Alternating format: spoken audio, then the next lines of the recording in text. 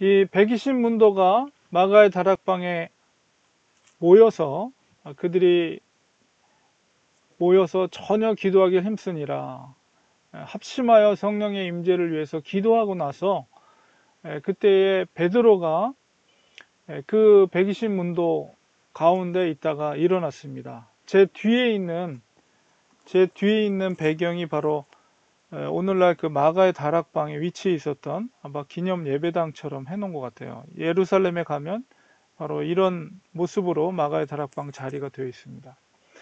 거기서 베드로가 일어나서 그 120명 앞에서 이야기를 합니다. 바로 새로운 일꾼을 세우기 위해서 이제 말을 하고 있는데, 먼저 이제 가룟 유다에 대해서 얘기를 합니다.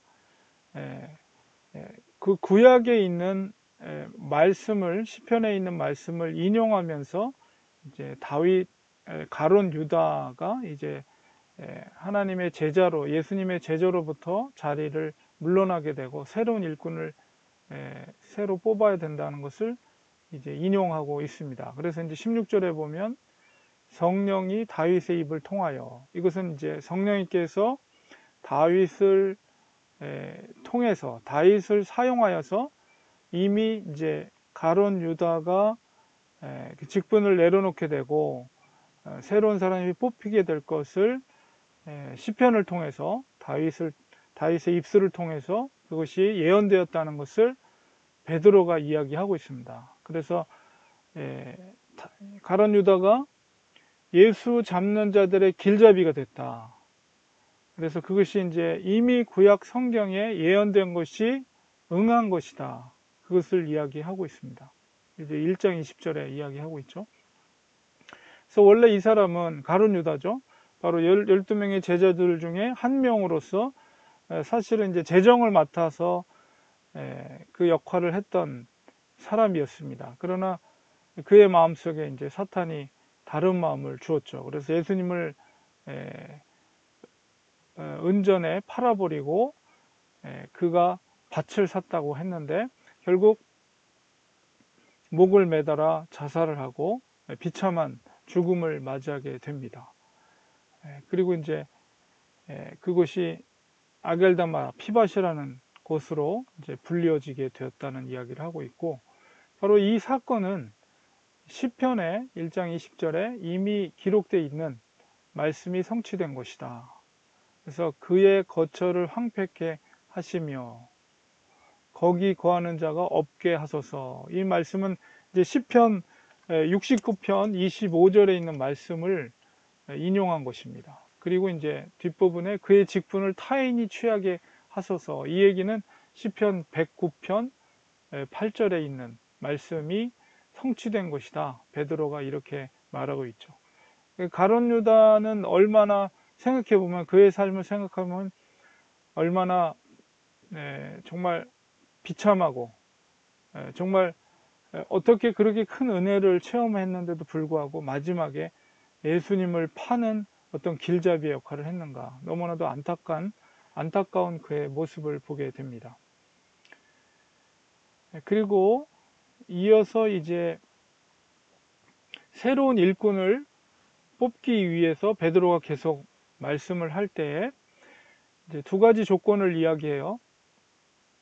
첫 번째는 21절에 있는 것처럼 요한의 세례로부터 우리 가운데서 올려져 가신 날까지, 주님께서 승천하신 날까지 주 예수께서 우리 가운데 출입하실 때에 항상 우리와 함께 다니던 사람 중에 하나. 이게 첫 번째 조건이고, 두 번째는 우리와 더불어, 제자들과 더불어서 예수께서 부활하심을 증언할 사람이 되게 하여야 하리라. 이 두 가지 조건. 그러니까 지금 이제 마가다락방에 120명이 모여 있는데 그들 중에서 바로 이 두 가지 조건에 합당한 자를 중에서 이제 새로운 제자를 뽑아야 된다. 이렇게 말하고 있는 거죠. 저는 이제 이거를 보면서 이런 생각을 해봤습니다. 12명의 제자가 아니더라도 11명의 제자로 가룟 유다를 제하고 그냥 사도로서 역할을 계속 해도 되지 않겠는가 이런 생각을 해봤는데, 왜 굳이 가룟 유다의 자리를 새로운 사도를 뽑으려고 할까? 이런 생각을 해봤는데요. 그거는 바로 구약의 이스라엘 백성들을 대표하는 것이 바로 12지파죠. 그러나 이제 신약 시대로 오면서 새로운 새 이스라엘을 대표하는 그 역할. 그래서 이제 구약의 어떤 12지파와 새로운 새 이스라엘을 대표하는 예수님의 제자들, 사도들을 12명으로 채우려고 하는 아마 그런 의도가 있었던 것 같아요. 그리고 아마도 예수님께서도 그런 의도 가운데 새로운 이스라엘을 세우시려고 하시는 예수님의 의도 가운데 제자들을 12명을 부르신 것이 아닌가, 이제 그렇게 우리가 생각할 수가 있습니다. 그렇기 때문에 가룟 유다가 빈 자리에 바로 그 12명을 채우기 위해서 새로운 일꾼을 이제 뽑으려고 한 것입니다.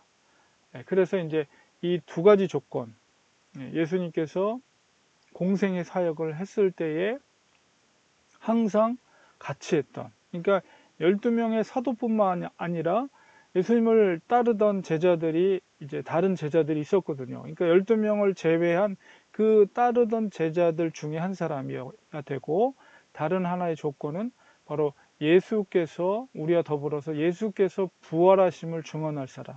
물론 이제 부활하신 것을 증언하기 위해서는 반드시 선행돼야 하는 것이 무엇입니까? 죽어짐이죠. 십자가의 사건. 바로 그런 것을 포함한 거예요. 그러니까 이게 복음의 메시지죠. 그렇지만 이제 베드로가 중점적으로 핵심적으로 얘기한 것은 십자가의 사건과 3일 만에 부활하신 예수님을 증언할 사람, 이제 두 가지 조건이에요. 그래서 우리 그리스도인들에게 있어서 예수님의 십자가의 죽으심과 특별히 부활의 사건은 너무나도 중요한 사건이다. 너무나도 소중하고 중요한 우리의 신앙의 핵심적인 것이다 라는 것이죠.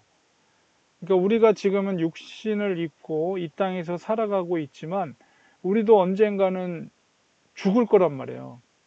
우리의 육신은 썩어지면 죽음을 경험하게 됩니다. 누구든지.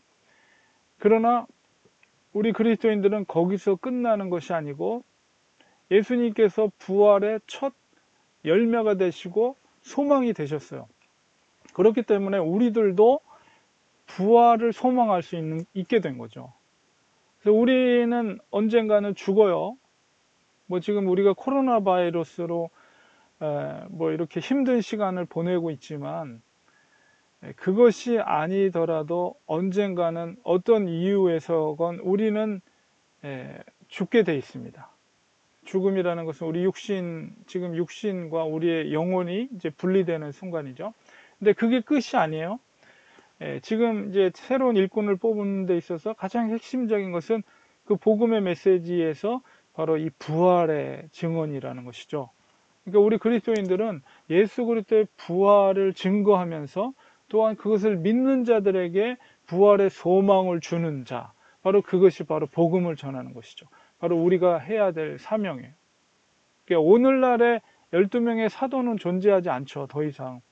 그러나 그 사도성을 계승하는 존재가 뭐냐라고 했을 때 그것은 바로 교회가 그 사도성을 계승해서 사도들이 했던 역할이라는 것은 곧 예수님이 하셨던 역할을 계승하는 것이 사도들이고 12명의 사도들이고, 그 사도들이 했던 역할을 오늘날 계승하는 존재가 교회라는 거예요.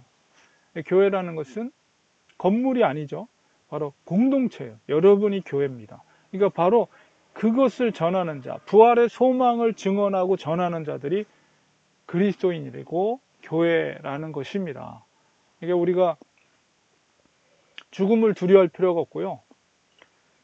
질병을 두려워할 필요가 없어요. 그러니까 여러분, 우리에겐 부활의 소망이 있습니다. 얼마나 이게 귀한 건지 몰라요. 예수님께서 그 첫 증거를 우리에게 보여주셨어요. 그러니까 여러분이 두려워할 필요가 없어요. 우리 인간들이 가장 두려워하는 게 죽음 아니에요, 죽음? 죽음이면 다 끝난다, 이렇게 생각하잖아요. 그러나 그게 끝이 아니에요. 우리에겐 부활의 소망이 있는 겁니다. 그러니까 여러분, 조금도 두려워하거나 걱정하거나 염려할 필요가 없어요. 이미 부활의 권세까지도 깨고 승리하신 분이 예수 그리스도 되시고, 그분이 부활하셔서 우리에게 첫 열매로서 부활의 증거를 보여주셨고, 예수 그리스도를 믿는 누구든지 부활의 은혜를 입을 수가 있다. 하나님의 자녀의 권세를 주시고, 이 믿음이 있으면 어떤 이 코로나 바이러스보다도 더 큰 일들이 우리에게 닥쳐와도 우리는 염려할 것이 없어요. 우리에게 믿음과 확신을 가져야 합니다. 그래서 바로 이 두 가지 조건을 가지고 베드로가 이제 그 120명, 마가의 다락방에서 120명들에게 그 얘기를 했을 때, 그분들은 너무나도 서로를 잘 알고 있죠. 그렇기 때문에 즉각적으로 추천을 합니다. 두 사람을 이야기해요. 바로 유스도라고 하는 요셉과 하나는 마띠아입니다. 이 두 사람을 서로가 이 120명이 그 마가의 다락방 앞에서 서로 이야기를 합니다. 그래서 이 두 분이면은 충분히 베드로 사도가 이야기했던 그 조건에 충분한 그런 자격을 갖추신 분들입니다. 서로가 기쁨으로 두 분을 이렇게 추천을 하게 됩니다. 그리고 나서 이제 그 두 사람 중에서 이제 하나님이 기뻐하시는 귀한 사도를 이제 뽑게 될 때, 그들이 120명이 다 같이 또 기도하는 거예요. 24절에 그들이 기도하여 합심하여 기도할 때, 무사람의 마음을 아시는 주여, 이 두 사람 중에 누가 주님께 택하신 바 되어 봉사와 및 사도의 직무를 대신할 자인지를 보이시옵소서. 이렇게 하나님 앞에 이렇게 간단하게 설명되어 있지만 얼마나 간절히 하나님 앞에 기도했겠어요, 그 120명이. 그래서 뜨겁게 그들이 기도합니다. 그리고 사실 이 직분을 세우는 자, 사도로서의 직분을 세우는 것은 봉사와 사도의 직무를 하는 거죠. 절대 오늘날처럼 잘못된 생각을 갖고 있는 무슨 명예직이라든가 이것이 뭐 어떤 자리라고 절대 그렇게 생각하지 않았어요. 정말 주를 위해서 희생할 수 있는, 주를 위해서 죽을 수 있는 자리에 갈 수 있는 자, 정말 하나님이 기뻐하시는 자, 바로 그런 자를 하나님께서 택해달라고 간절히 그들이 하나님 앞에 기도한 것이죠. 둘 중에서. 그래서 이제 결국은 어떻게 뽑냐? 이제 제비를 뽑았다, 이렇게 말하고 있습니다. 제비를 뽑았다. 그래서 우리가 고대 그 일리아드라는 고대 서사시에 보면 이제 제비를 뽑을 때 어떻게 했는가라고 했을 때, 그 헬멧이나 아니면은 항아리에다가 이제 나무 조각에다가 이제 표를 표시를 하거나, 아니면 가죽 조각에다가 뭐 이름을 표시한다거나 어떤 표시를 해서 거기에다가 이제 집어넣어요. 항아리나 어떤 헬멧 같은데. 그래서 그것을 흔듭니다.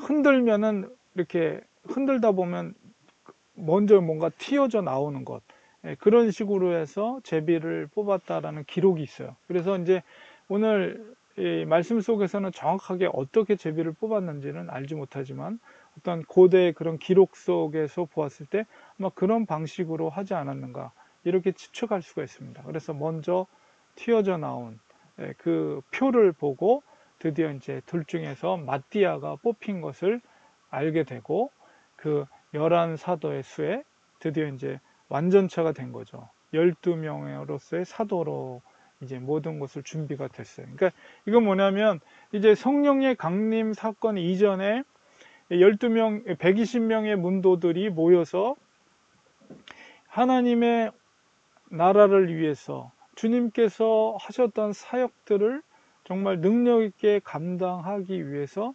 120명이 할 수 있는 모든 준비 상황들을 철저하게 준비를 한 거예요. 그래서 12명의 사도를 완전체를 구성을 하고, 드디어 그때서 또 모여서 계속 기도했겠죠.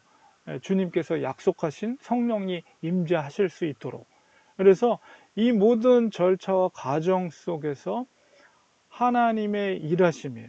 그리고 하나님께서 철저하게 구속 사역 가운데 준비하신 놀라운 역사 속에서 굉장히 중요한 사건들이 이제 이어지고 있는 거죠. 그래서 성령이 너희에게 임하실 때 그 120명이 하늘의 권세, 예수님께서 약속하신 그 권능을 가지고 드디어 부활의 증인으로서의 그 확장되는, 하나님 나라가 확장되는 사역들이 이제 계속 펼쳐지는 역사가 이제 차근차근 하나씩 준비되는 그런 절차와 과정을 거치고 있다라고 볼 수가 있습니다. 지금은 성령의 시대입니다. 지금은 여전히 하나님의 성령의 역사가 펼쳐지고 있는 시대예요. 저도 이 코로나 사태를 보면서 정말 주님이 가까워 계신다는 것을 저도 느끼고 있어요. 그래서 그렇구나, 주님이 오실 때가 점점 가까워지고 있구나, 이런 시대적인 상황 속에서 우리는 정말 더 하나님의 말씀을 더 깊이 있게 깨닫고, 그 말씀 속에서 지금 이 시대 속에서 하나님이 우리에게 요구하고 계시는 것이 무엇인가, 이런 것을 우리가 영적으로 깨어서 기도하지 않고 그것을 분별하지 못한다면 정말 어리석은, 가룟 유다와 같은 어리석은 자가 될 수도 있다는 위기의식을 우리는 갖게 됩니다. 여러분, 정말 이 시대는 영적으로 정신을 바짝 차려야 되고, 정말 더욱더 하나님을 의지하고 십자가를 바라보고 말씀을 붙잡고 기도하면서 영적으로 살아가지 않으면 정말 사탄이 우리를 뒤흔들고, 여러분, 이 사태가 정리가 되고 정상적인 것으로 바뀌었을 때 교회의 모습이 어떻게 변화될까, 저는 그런 걸 생각할 때마다 정말로 두렵고 떨리는 마음이 생깁니다. 이럴 때일수록 우리가 더 하나님 앞에 가까이 가고, 정말 하나님이 우리를 통해서 사도들에게 맡겨진, 교회에게 맡겨진 이 사명을 우리가 제대로 감당하고 있는가, 이런 것들을 더 간절히 깊게 생각해야 할 때다, 그런 것을 더 깊이 있게 깨닫게 됩니다. 오늘도 이 말씀을 잘 묵상하시고, 여러분 두려워하지 마세요. 이미 주님께서 부활의 첫 열매가 되셨어요. 우리가 두려울 것은 정말 그런 코로나 문제, 더 극한 문제, 이런 것이 우리가 두려워할 것이 아니라 하나님을 두려워해야 됩니다. 하나님 앞에 서게 될 것을 우리는 두려워해야 돼요. 그렇기 때문에 하나님께서 우리에게 맡겨진 시간은 그렇게 넉넉하지 않아요. 주님 앞에 설 날이 그렇게 멀지 않았습니다. 그런 두려운 마음을 가지고 우리가 영적으로 정신을 바짝 차리고 주님 앞에 더 가까이, 매일같이 날마다 더 가까이 나아가는 우리 사랑하는 성도들 되시기를 우리 간절히 주님의 이름으로 간절히 축원을 드립니다. 우리 기도하겠습니다. 하나님 아버지, 오늘도 말씀을 통해서 우리가 감당해야 될, 이 시대 속에서 감당해야 될 사명이 무엇인가를 깨닫게 됩니다. 이 땅에 우리가 마음을 빼앗겨서는 안 됩니다. 코로나 사태로 우리가 어려운 시기, 힘든 시기를 갖고 있지만은 그런 것이 우리를 두렵게 해야 될 것이 아니라 하나님 앞에 서게 될 것을 우리가 두려워해야 됩니다. 하나님께서 우리에게 불러주시고 이 땅에서 살아가게 되는 것은 우리가 이 땅에 소망을 두고 무엇을 먹을까, 무엇을 마실까 염려하면서 어떻게 건강하게 살까, 이거 염려하면서 살라고 이 땅에 우리를 보내주신 것이 아닙니다. 그런 가룟 유다 같은 어리석은 삶을 사는 자들이 아니라 정말 주님을 위해서라면 나의 모든 것을 내려놓을 수 있는, 정말 하나님의 나라를 위해서라면 내 모든 것을 포기할 수 있는 그런 믿음을 가지고 살아갈 때 정말 우리가 하나님께서 사도들에게 맡겨주신, 교회에 맡겨진 그 사명을 감당할 줄 믿습니다. 지금은 성령의 시대입니다. 성령님이 우리와 함께 하십니다. 우리가 날마다 더욱더 기도하고 은혜의 자리, 정말 말씀과 기도로서 더욱더 경건함으로 우리 속에 내주신 성령님의 그 음성에 귀 기울여 듣게 하시고 민감하게 반응하게 하시고 깨어 있어서 이 시대 속에서 하나님이 우리에게 원하시는 바가 무엇인가를 깨달을 수 있는 신실한 그리스도인들이 되게 하여 주셔서 날마다 주께로 더 가까이 갈 수 있는 저희들이 될 수 있도록 도와주시고, 성령의 권능을 가지고 정말 예수 그리스도의 정말 하나님의 나라의 확장을 위해서 우리 쓰임 받을 수 있는 한 분 한 분이 될 수 있도록 하나님 붙잡아 주시옵소서. 은혜를 베풀어 주시옵소서. 오늘 하루도 정말 하나님 앞에 붙들림 받아서 주님과 동행하는 기쁨의 하루가 될 수 있도록 하나님 도와 주시옵소서. 우리를 구원하신 예수 그리스도 이름으로 간절히 기도드리옵나이다. 아멘.